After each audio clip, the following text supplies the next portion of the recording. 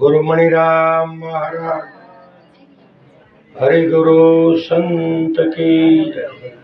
સરસ ભજન પણ સરસ કુમારીથી ગાયા અને સત્સંગ પણ સારો થયો. આવી રીતે થોડું હવે બોલવા શીખો તો સારું, નહીતર આમના જિંદગી હેલે વહી જાય બાપા. મહેનત એકલા કરવી પડે. સત્સંગ એકલા હોય થાય, ન થાય એમ નહીં. પોતે બોલે, પોતે સાંભળે. જેમ ગુરુ શરણે ગયા, પોતે બોલે ને પોતે કેમ સાંભળ્યું, એમ સત્સંગ એ રીતે પણ થઈ શકે છે. પણ કાયર થઈને બેસી ગયા છે. પછી આપણે બહુ કહીએ ને તો ખોટું લાગે. પણ સદગુરુનો ભાવ કેવો હોય? गुरु कुंभार शिष्य कुंभ है, गुरु कुंभार शिष्य कुंभ है, घड़े घड़े काढ़े खोट, हेठेથી રાખે હથેળી અને ઉપરથી મારે ટપલાની ટોચ. એમ આ ગુરુ શિષ્યની વાત છે. ગુરુ કુંભાર હું કામ કીધા? કુંભાર ઘાટ ઘડે એટલે ઘડો બનાવે, ત્યારે હેઠેથી હથેળી રાખે. હું કામ? રક્ષા કરે. ઉપરથી ટપલાની ટોચ મારે. હું કામ? કઈ ઠળ મળ નો રહે ને એટલા માટે. એમ ગુરુ પણ શિષ્યને શું કરવા કહેતા હોય કે એની ગણતરી એ હોય કે મારો શિષ્ય હવાયો ન થાય તો કાંઈ નહીં, થાય તો બહુ સારું, પણ મારાથી ઓછો તો રહેવો જ ન જોઈએ. બાકી માય કાંગલા વેડા અને અત્યારે તો બધું હાલે છે ને, લાયક હોય કે ન હોય, આનામાં શક્તિ છે ન હોય, આપી દો ગાદી. ગાદીના મોહમાં માણસો હવે પોતે પૂરો સમજો નથી, એ બીજાને હું સમજાવવાનો છે. એટલે સમજવાનું આપણે છે.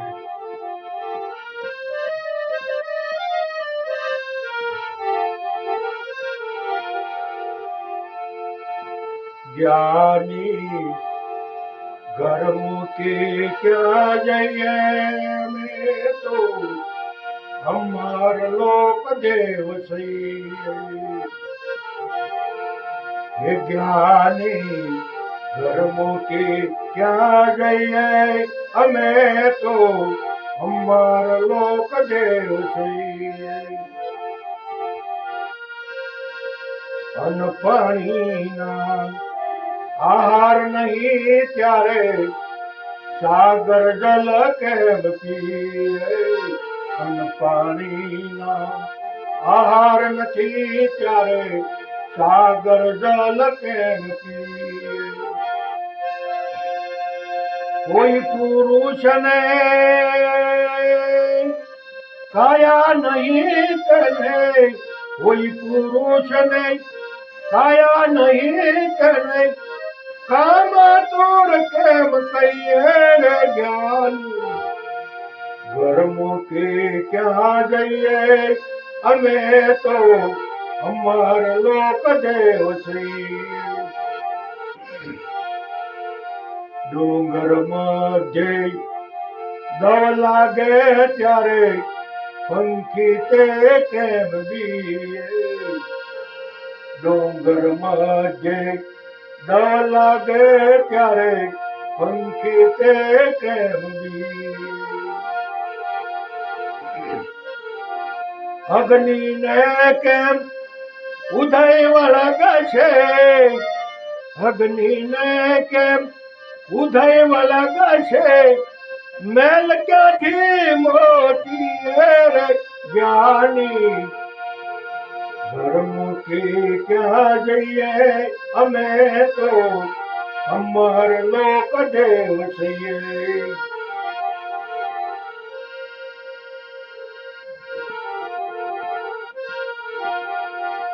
જાગ્રત સ્વપ્ન સુષુપ્તિ તુરિયા, ચારે જગ્યાએ બેસીએ, જાગૃત સપના સુષુપ્તિ તુરિયા, ચારે જગ્યાએ બેસીએ. પરાપ શાંતિ મધ્યમાન વેખવી, પરાપ શાંતિ મધ્યમાં વેખવી, અવિગત માં બેસીએ રે જ્ઞાની, ઘરમુખી ક્યાં જઈએ અમે તો અમાર લોક દેવ છીએ. સસરાસરમાં વાસ અમારા સૌ સાથે બોલીએ, સસરાસરમાં વાસ અમારા સૌ સાથે બોલીએ.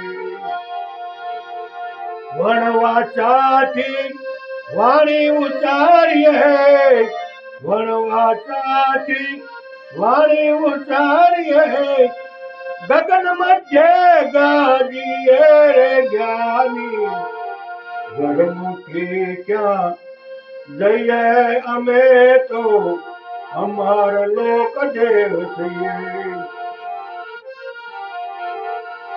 સૂરજને ઘેર સાંજ પરોણી આવતી એક દિયે, સૂરજને ઘેર સાંજ પરોણી આવતી એક દિયે.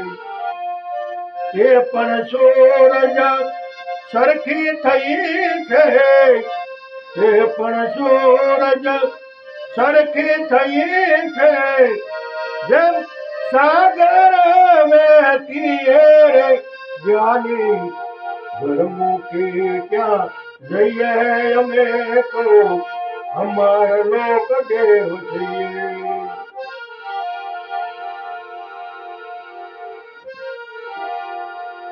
સદગુરુની છાયામાં બેસી રામનું નામ નિત લઈએ, સદગુરુની છાયામાં બેસી રામનું નામ નિત લઈએ.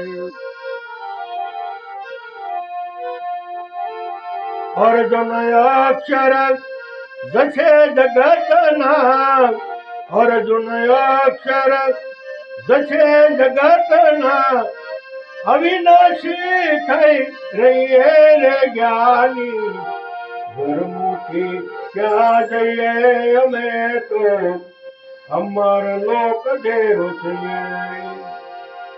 અર્જુન મહારાજનું ભજન છે. જ્ઞાનીને કહે છે, હે જ્ઞાની, ઘરમુખી ક્યાં જઈએ અમે તો અમર લોક દેવ છીએ. તો આ અર્જુન મહારાજ જ્ઞાનીને કહે છે. તો આપણને જ્ઞાની બતનાવ્યા છે સદગુરુએ. જો ઈ એમ કહેતા હોય જ્ઞાની ઘરમુખી ક્યાં જઈએ અમે તો અમર લોક દેવ છીએ, તો આપણે પણ જ્ઞાની બન્યા છીએ. અને જ્ઞાનીનું ઘર આજ હોય કાલ ન હોય એવું નથી. જ્ઞાની તો હંમેશને માટે અમર છે. તો જો ઈ પદ નક્કી થયું હોય તો એને બિલકુલ સંશય રહેતો નથી. એને ભોપા ભોવા ભોપણ વાળું બધું મટી જાય. જો નાત જાતને એ બધા ભેદ જો મટી ગયા હોય, ઊંચ નીચના ભેદ મટી ગયા હોય, આ બધું મટી ગયું હોય, તો ભૂવા ભૂપણ દોરા ધાગા એ તો હાવ નીચી કક્ષાનું છે. તો એ ન મટી જવું જોઈએ, પણ નથી મટતું. કેમ? ઊંડાણમાં હજી પડ્યું છે, નીકળ્યું નથી. એટલે જ્યાં સુધી આપણા મનથી આપણે જ્યાં સુધી માનેલું છે એ જ્યાં સુધી આ મન નિખાલસ નહીં બને, ઠલવાય નહીં જાય. કાંઈક કોઈ પણ ઘડાની અંદર વાસણની અંદર વસ્તુ ભરી હોય એની ઉપર બીજી વસ્તુ ન હાલે, તો બે ભેળી થઈ જાય. એટલે સારી વસ્તુ નાખી તો ઓલી વસ્તુ કાઢવી પડે.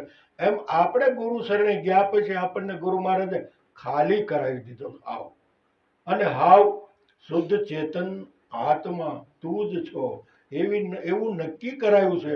અને છતાં હજી આપણે બીજું ડીંગ ડીંગાણું લઈને કેમ પડ્યા છે? કેમ નથી છૂટતું?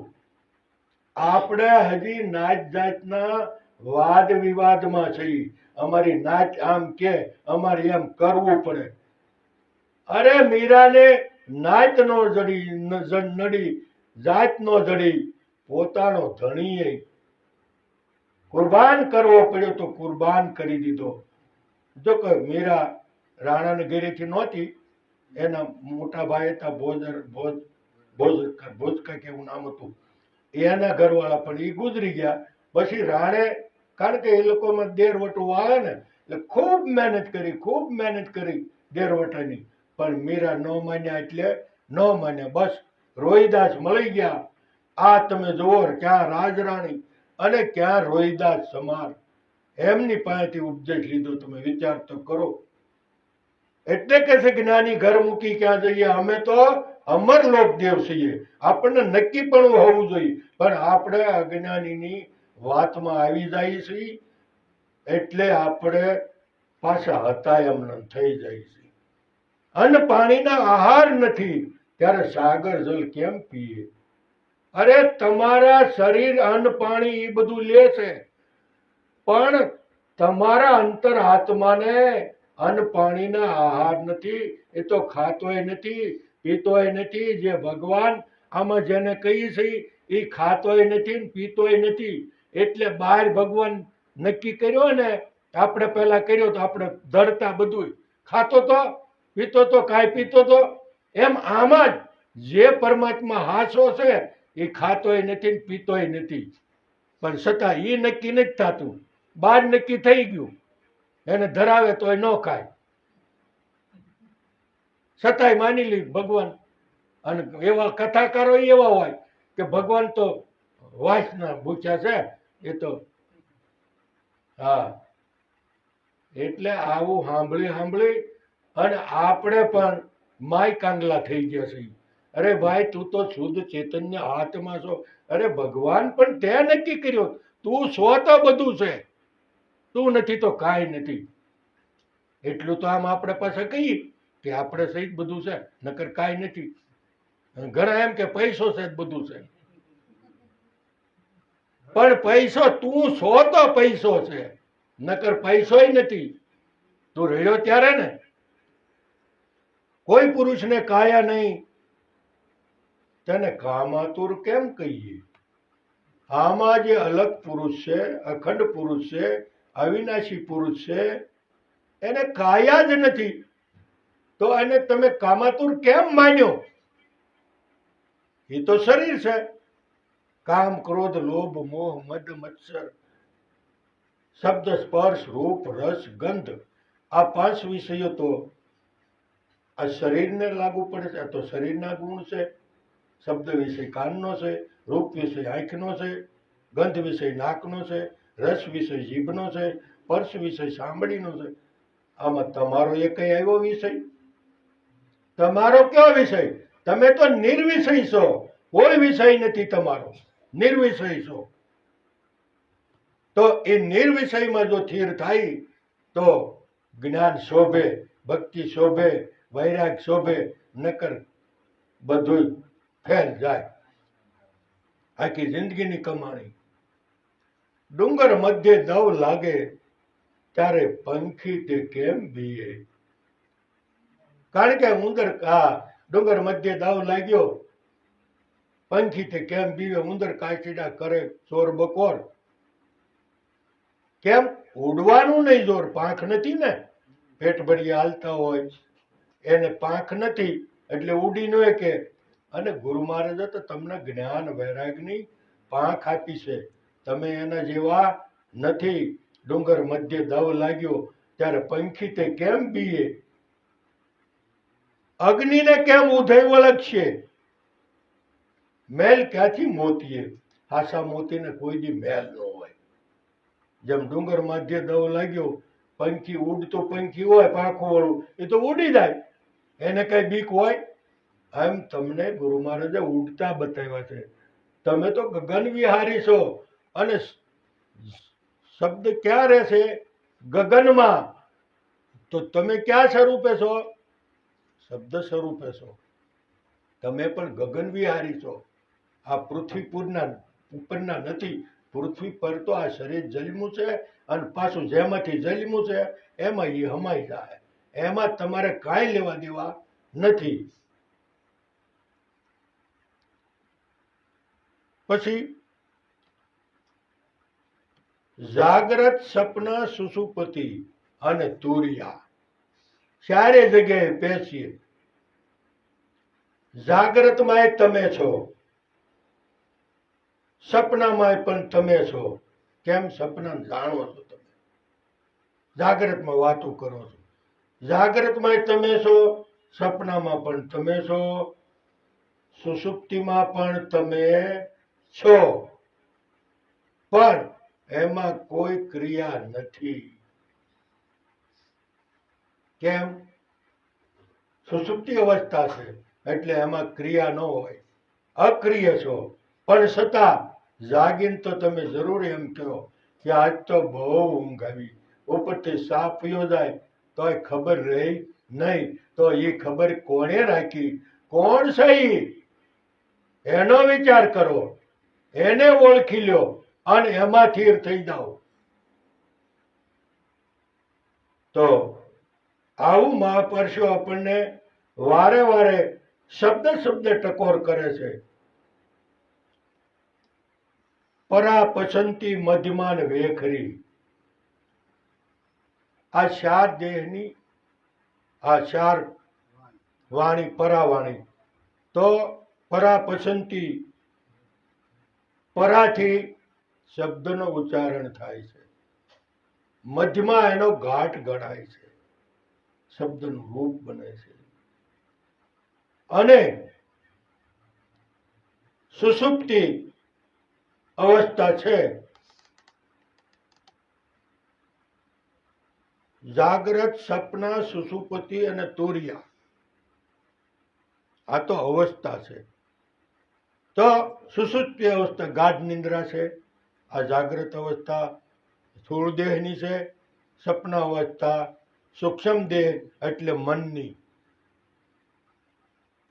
અને સુષુપ્તિ એ પ્રાણની છે. સુષુપ્તિ અવસ્થા છે એ પ્રાણની છે. અને તુરિયા, તું રહ્યો તે, એટલે એક સાખીમાં મેં લખ્યું છે કે શ્વાસથી તો સૌ કોઈ જીવ જીવે, જેમ જ્યોત બળે દીવે. કુરજી જગતમાં નિજ નામથી જીવે. આ નામ ક્યાં પડ્યું છે? તુરિયામાં. આ ન્યારેન બોલાનું છે. કુરજી જગતમાં નિજ નામથી જીવે. એ નામ જ બોલે, નામ બોલાવે, સામા બોલે નામ. નામ તમારે કાયા નહીં અને કરતા સૌના કામ. આ પુરાવા સહિતની વાત છે. તુરિયામાં જઈને ઉભા રહ્યો તો તમને ખબર પડે કે હું તો નામ સ્વરૂપ છું, કેવળ નામ છું. પરા પસંતી મધ્યમાં અને વેખરી. પરાથી શબ્દ ઉઠે અને પસંતી અંકુર ફૂટે, મધ્યમાં ગાઢ ગણાય અને વેખરીથી બહાર પડે. આ ચારેયને પણ તમે જાણો છો. જાગ્રત અવસ્થા, સુષુપ્તિ, તુરિયા ચારેયને પણ તમે, આ ચાર દેહની અવસ્થા એને જાણો છો. આ પરાપસતી, મધ્યમાન, વેખરી, આ ચારે વાણીને પણ તમે જાણો છો. પછી પરાપસંતી, મધ્યમાં, વેખરી અવિગતમાં બેસી, કોઈ વિગત નહીં, એક શબ્દનું પણ ઉચ્ચારણ થાય નહીં. અને આ તમને પ્રેક્ટિકલ બધાયને, મને તમને બધાયને પ્રેક્ટિકલ કરી બતાવ્યું છે. બોધની અંદર બધું સર્વસ્વ લઈ લીધા પછી બોલ, કાંઈ બોલાતું નથી. અવિગત, કોઈ વિગત નહીં.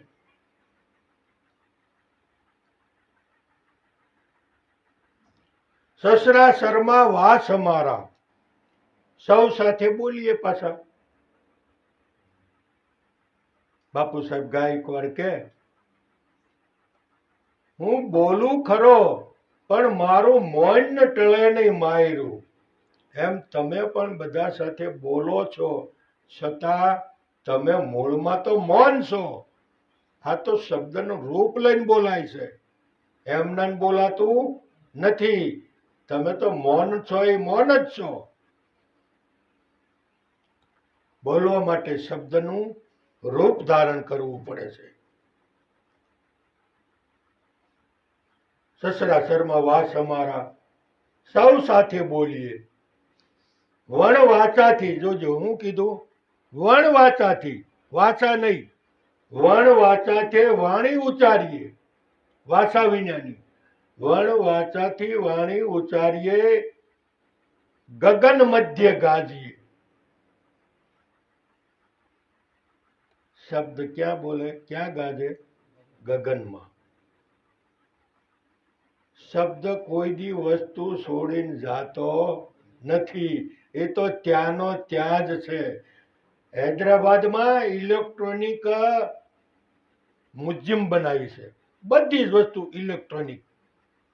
હવે એમાં આમ કરીને આમ તમે કરો ને તે 14 વખત ઇલેક્ટ્રિક ઓલામાં બલ્બમાં ધુજારી 14 વખત થઈ જાય. ખાલી આટલું જ આમ કરો ને કે 14 વખત થઈ જાય. એમ એક શબ્દ 14 બ્રહ્માંડ ફરી પાછો ત્યાંનો ત્યાં અમાય છે. આ સંતો કે છે, એ વૈજ્ઞાનિકે સાબિત કરી દીધું છે. છતાં આપણે વિજ્ઞાનની સંતોની વાતો કદાચ ન માનની બહુ, પણ ભોવા ભૂપનની જોવા વાળાની એની બધાની માની લઈ. પણ જે હાસુ નથી એને હાસુ માન્યું છે ને, એ બધામાં ફસાય. બાકી જે હાસુ છે ખોટું છે ને ખોટું જ માન્યું છે, દેખાય એ બધું ખોટું છે. કેમ રહેવાનું નથી? આ નથી દેખાતું તો તમારું સ્વરૂપ નથી દેખાતું. સ્વરૂપ છે એ અરૂપ છે, અને અરૂપ કાયમ છે. તો સૂરજને ઘેર સાંજ પરવણી, આવી થી એક દીએ. તો વિચાર કરો, અર્જુન મહારાજે સૂર્યને ઘેરે સાંજ મહેમાનગતિ કરવા આવી એમ કીધું. સૂરજને ઘેર સાંજ પરવણી. હવે આવી તો આવતા અવાઈ ગયું, પછી કેવી થઈ ગઈ? એ પણ સૂરજ સરખી થઈ ગઈ. એમ આપણી સુરતા પેલા વર્તી હતી, અને એ વર્તી ચારે બાજુ ફરતી હતી, અને એ ફરતી મટાડી ગુરુ મહારાજે પહેલા જ પ્રશ્નની અંદર સમાન ભાવની અંદર સુરતાને જાગૃત કરી. અને સુરતા સિવાય સમાન ભાવ થાય નહીં. આ તો આપણો પ્રેક્ટિકલ બોધ છે. પણ જેને એમાં ધ્યાન દીધું છે એના માટે, અને જેને ધ્યાન નથી દીધું ને, હજી સોરના માથાની જેમ હજી રખડે બાપા. સોરના માથું કોઈ ધણી ન થાય, કારણ કે સોર સાબિત થઈ ગયો. એના માથે ધણી થવા જાય તો એ ગુનો એની ઉપર લાગુ પડે. એટલે સૂરજને ઘેર સાંજ પરવણી, આવી થી એક દીએ. તે પણ સૂરજ સરખી થઈ, જેમ સાગર વહેતીએ. સાગર આ નદી, અંતે બધું નદીઓ ક્યાં મળે? સાગરમાં મળે. બરોબર? તો આપણે પણ આપણા તમામ વિચારો પોતાની અંદર હમાઈ જવા જોઈએ. બિલકુલ કિંચિત માત્ર ભેદ ન રહેવો જોઈએ, અભેદ થઈ જવો જોઈએ. પછી સદગુરુની સાયામાં બેસી રામનું નામ નિત્ય લઈએ. કોઈ હું કીધું? રામલી એમ ન કીધું, રામનું નામ. એમ ઘનશ્યામભાઈ એમ ન કીધું, ઘનશ્યામભાઈ નું નામ લઈ એમ કીધું ને, એમ થયું ને. તો નામ જ સર્વશ્રેષ્ઠ છે, સમજ્યા? એટલે કીધું નામ નામ સારી જગત ઘોરાવતે નામ કા ભેદ કોકો ને પાયા, નામ નો આવે જનતા કે જાંગ में નામ કો નહીં રૂપ રેખ કાયા. જે નામ માતાના ઉદરમાં નથી આવતું, જે નામથી એક જાણવાથી અને એકથી જ જણાય છે, સર્વ જણાઈ જાય. એક નામ જ જાણી રહ્યું છે બધાને, અને એ નામ જ સર્વમાં સમાઈ રહ્યું છે. સદગુરુની છાયામાં બેસી રામનું નામ નિત લઈએ. અર્જુન અક્ષર જશે જગતના, હું જાહે અક્ષર જગતના જાહે. પણ અર્જુન કે આપણે તો અવિનાશી થઈને રહીએ. આપણે કેવા? અવિનાશી થઈને રહ્યો, કોઈ દી નાશ નહીં. જગતના અક્ષર ભલે વ્યા જાય, પણ અર્જુન અક્ષર એકમાં સમાય ગયો સંસાર. એટલે મને જે આમાં ઘડી પડી મારી સુરતામાં, એ પ્રમાણે તમને મેં વર્ણન કરી બતાવ્યું. હવે વાણી પૂરી થઈ છે, અને ભૂલ હોય સુધારી લેજો, એમાં કઈ આપણો દાવો નથી. સાચું લાગે તો માનવું. તો હવે શું કરવાનું છે?